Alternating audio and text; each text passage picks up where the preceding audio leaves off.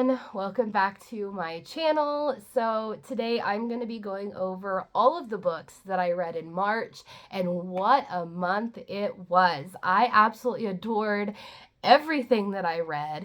I couldn't get enough of any of it. So definitely make sure that you like this video. Make sure that you subscribe so you stick around for more of my future content.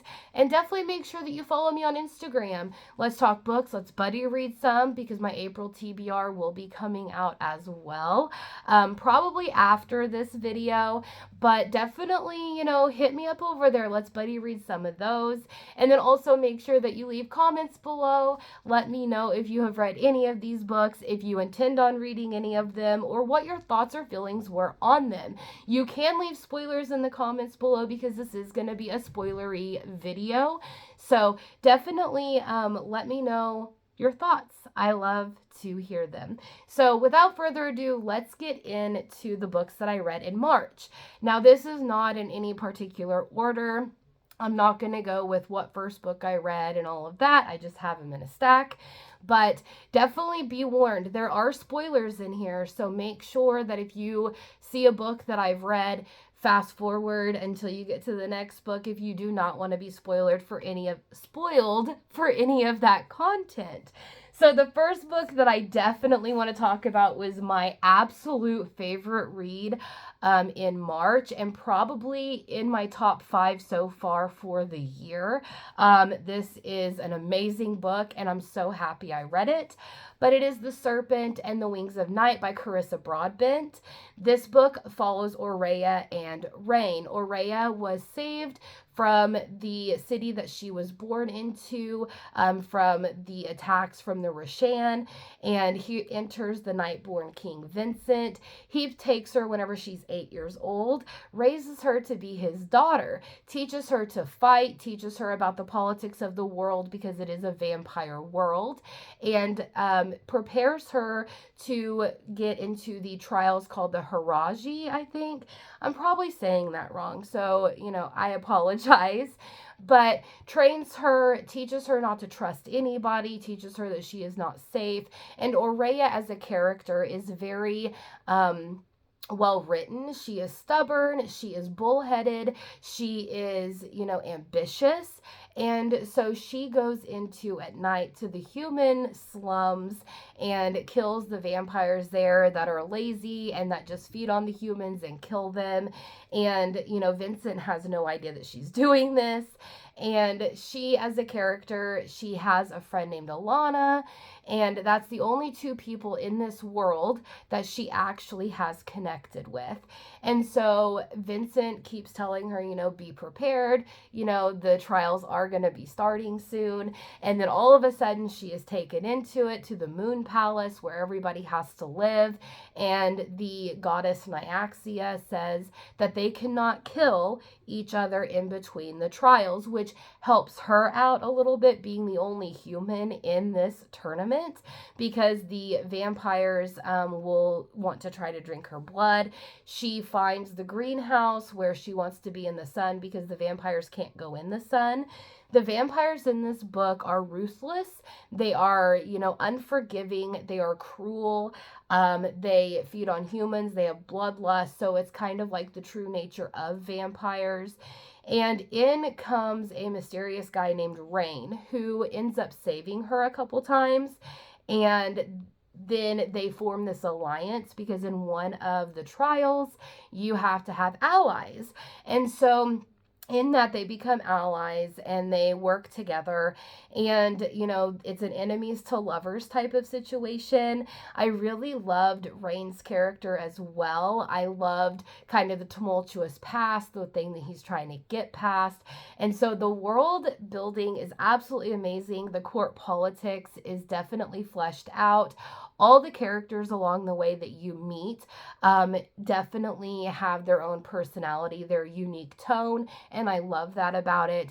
And reading this book was like watching a movie. It doesn't even feel like you're reading the book. It feels like you're watching it play out. So I really loved what Carissa Broadbent had done with this. This is the first time I've read from the author, and I definitely will continue to read. The second book comes out next month in April, and it is called The Ashes and the Star-Cursed King. I cannot wait for that to come out. It's the day after my birthday, so I plan on reading that the moment it comes out, so I can't wait. Well, I hope that I can squeeze it in. I do have a pretty big April TBR pile, and it's very ambitious, so maybe it might not be till May, but it's definitely going to be soon. So pick this up. I gave it 5 stars. Wonderful, amazing. I couldn't get enough of it. The next book that I read in March is called Twisted Love by Anna Huang. This follows Alex and Ava. It is a brother's best friend's romance, and it is contemporary romance. And Ava is one of these pure, innocent characters where she wants to see the good in everybody, and she ends up trying this game to get all these emotions out of Alex while her brother is in South America. So Alex is this brooding male, never in a relationship, just has casual sex, all of these different things. And Ava is pushing herself onto him, trying to get him to be happy. And, all of these different emotions that her friends have put her up to. And then their their romance is kind of like a friends to lovers type of situation. But I didn't feel connected to the characters. I didn't feel connected to their romance. The world building in this book was pretty good, but I didn't feel like the characters were really meant for each other personality wise. I didn't feel like their romance was very genuine or anything like that. And Alex kind of comes across as this like mobster in the mafia type of thing, and it kind of came out of nowhere because there was no build up at all to it. And then you get closer to the end, and then all of a sudden he's talking about like killing his uncle and doing all these things, and these people fear him. And I don't know, it just didn't feel very fleshed out. It didn't feel very real, or that I could actually believe that. So I gave this book 2 stars. I did not enjoy, honestly, this book. It was a fast-paced read, I will tell you that. But for me personally, I didn't connect to any of the characters. So it was kind of a letdown. I don't know if I'm going to continue any of the books in this series because I know they're standalones, and I know what the second book, who the characters are that are going to be on that. But it kind of left a bad taste in my mouth. So I don't know. Let me know your thoughts on this one if you enjoyed it or not. The next book in the March pile is Liar's Crown by Abigail Owen. I was sent this book by Entangled Publishing a few months ago, and then they also sent me the second book in this series called The Stolen Heir. I think that's what it's called, because I know Holly Black just came out with one. It's called The Stolen Throne, not The Stolen Heir. But this one you are following, and you guys know that I'm terrible with names, but you are following, it doesn't even say her name in here. But anyway, they are twins. The sisters are twins, and they are royalty. They are going to be taking over the throne whenever it is their time. But nobody in this world knows that twins are born into this family line. So the other sister is raised as a princess, raised to be the queen. And then the main character that we follow, she is the twin who is left out in the world to fend for herself. She learns how to fight. She learns all this, but she doesn't learn anything about court politics or how to be a princess or a queen.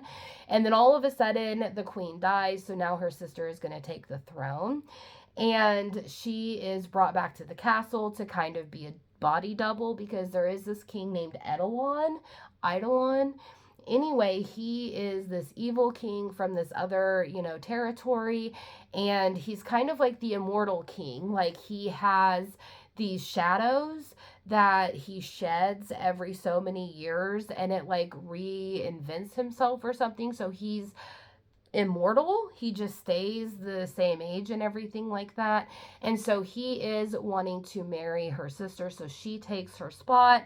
She ends up getting kidnapped by Revan, who you later find out is called a shadow wraith, and you find out, kind of his backstory. But their romance is kind of like an enemies to lovers. She's trying to get back to the palace.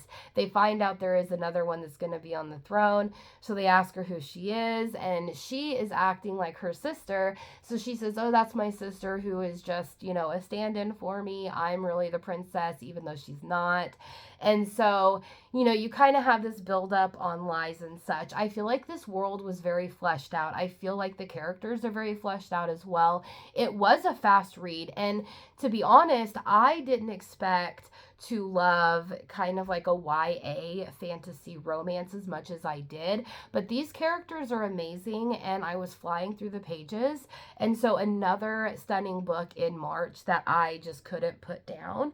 And I give this book 4 stars. I mean, it did have some things in there that could be better, and such, but I couldn't wait to pick up The Stolen Throne, which is the second book in this series.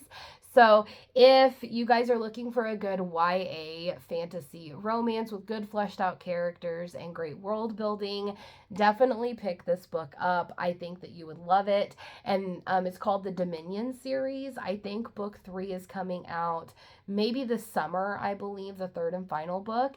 But definitely pick this up if it sounds interesting for you, because it was actually really, really good.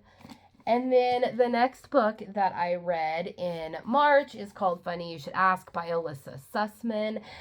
This book was one of those books that I picked up from Walmart because I just loved the cover. And then after reading this, I pre-ordered her next book that's coming out. I can't remember what it is, but it's like blue and like teal and such. And anyway, this book follows our 2 characters, Channy and Gabe. Yeah, Channy is a reporter. She is, part of this article, place kind of like a newspaper magazine type such. And she is told to go to Hollywood to interview Gabe, who is the newest James Bond. So he's a big thing in Hollywood. And as she's interviewing him and getting the article ready to, be typed up and sent to the publisher, or her editor, her and Gabe kind of connect. They have, some romance and some passion and such. And then she ends up going back to where she's from, and they don't, keep in contact. And then 10 years later, she ends up back in Hollywood, and her and Gabe end up meeting again and kind of picking up where they left off, but also, talking about what had happened and why they left the way they did, the things that happened with them. And I really loved the romance with this. I gave it 3 stars. It wasn't the best book to be read. I feel like the world and kind of like the plot and stuff needed to be fleshed out a little bit more. The characters had some flaws in them as well, but I enjoyed my time reading this book, so I gave it 3 stars. It's just in the middle. It was just okay. But I do want to read more from this author, so I did pre-order her second book. I think it's a series, possibly, because the covers look very similar, just different color tones. So I'm pretty excited for that one. But yeah, if you definitely like a contemporary romance where it's kind of like a second chance love, you would definitely like this book. The pacing was pretty good. I did find in some parts it was slow and I had to keep myself reading, but for the most part it was really well written. So I enjoyed myself. The next book was also sent to me by Entangled Publishing, to be read a few months ago. I am just now getting to it, so I apologize for that. But it's called Imperfect Angel by Christy Barth. The characters in here, you have Macy and Reese. I'm so terrible with names. Anyway, Macy, this is kind of like a rom-com, okay? It's actually pretty decent, but Macy ends up inheriting the key to hell, and she doesn't know what to do with it. She doesn't know anything like that, but she's a very trusting person. And in comes this demon. He convinces her to give her the key to hell, and she does. She just gives it to him, and I mean, of course, why not? And then Reese is a Nephilim, so he's like half angel, half human, and so he is tasked with getting the key of hell from Macy. And then he finds out that she just gave it away. So now these two are in a race to try to get it back. And their banter between each other was just absolutely amazing. And I loved it. I definitely had a lot of comedic relief in here. And also, I really loved their romance. It was very heartfelt and sweet and genuine. And this book was a pretty fast read. I feel like, go into it for what it is.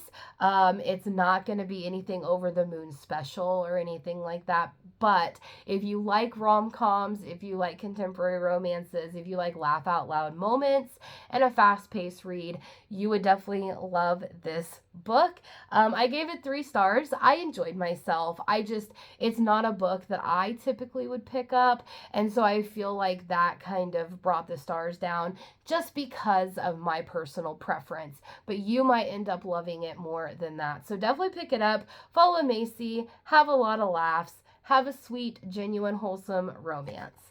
The next book that I read is a novella, and it is called The Dare by Harley LaRue. This book is very thin. It's only about 145 pages, and you definitely want to check trigger warnings before you read this book. It has a lot of kinks. It's very dark. It has a lot of BDSM, humiliation, different things like that. So check trigger warnings because this book is not for everybody. But you are following, oh my goodness, what are their names? Jessica and Manson. Manson is the guy, Manson Reed, and Jessica Martin is the main female character. And this is like, I think, the Halloween after they graduated high school. So Jessica is, the popular cheerleader, the one that everybody fawned over and wanted to be with. And of course, she was with a guy named Kyle in high school who was the, jock. He was the most popular. So, it's your typical, popular girl, popular guy together type of situation.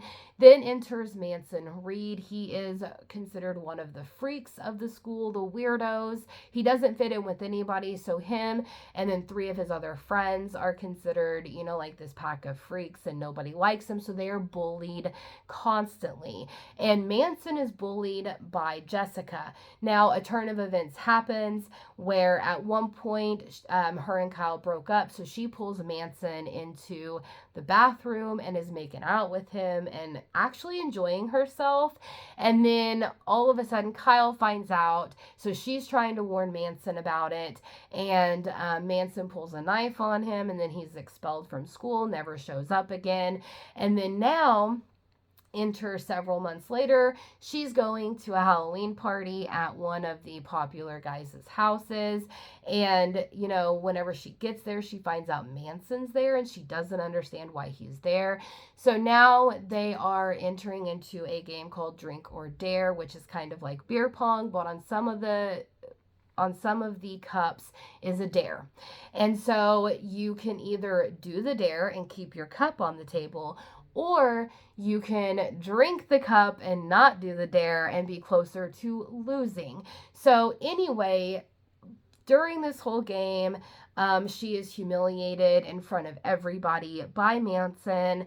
And at the end of it, he gets the ball in the very last cup, which is the dare. And he tells her, I win, and, you're going to be my slave for the rest of the night, but you're going to lose either way. And so she ends up taking the dare. She ends up being his slave for the night, and you are following them throughout this whole night about what he has her do, how he humiliates her, he degrades her. There is BDSM in here. You find out that Jessica actually ends up liking it. So definitely pick this book up if that sounds like something that you would like. It gets quite spicy towards the end, but just some of the things that he makes her do, is definitely not for everybody. So like I said again, check the kinks and the trigger warnings before you go into this, because if you are not into BDSM or humiliation or anything like that, this book is not for you. But it was really good. Harley LaRue did really well. I think I liked this book a little bit more than I liked her series that she has. Her Soul to Take was one of them that I read. So I definitely really enjoyed this. So I hope I have more from Harley LaRue that I can read that is along these lines. finally, the last book that I am going to talk about in my March wrap up is kind of a book that I did not expect for it to be like this. Oh, by the way, I did end up giving this 4 stars. I didn't know if I told anybody that.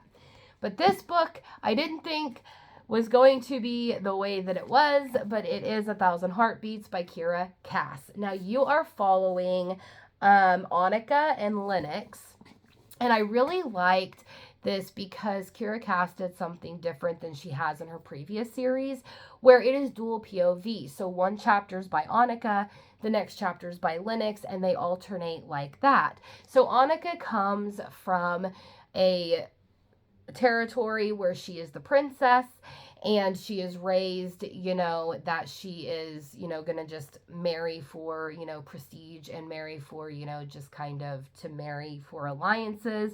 But her brother is the one that is going to inherit the throne. So you find out a lot of backstory with Annika on that. And then Lennox is from a different territory, and you don't really know much about him starting out.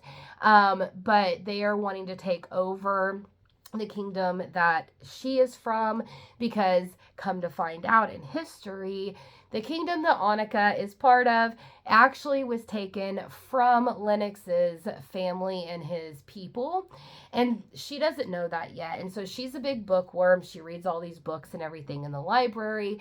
I ended up loving this book. It was so good.